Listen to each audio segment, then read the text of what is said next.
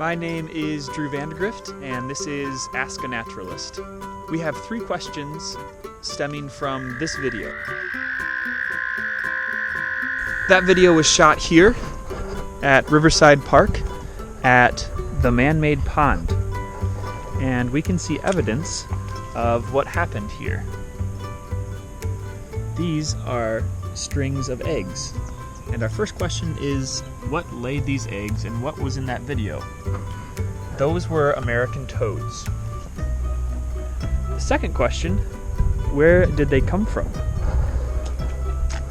That's a great question because this was a man-made pond just created a few years ago.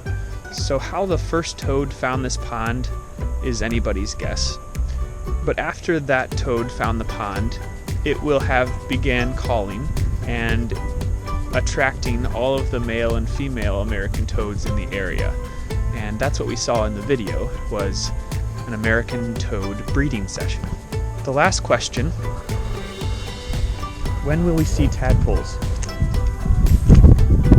After these eggs were laid, they'll hatch within 2 weeks. Thanks for watching. See you next time on Ask a Naturalist.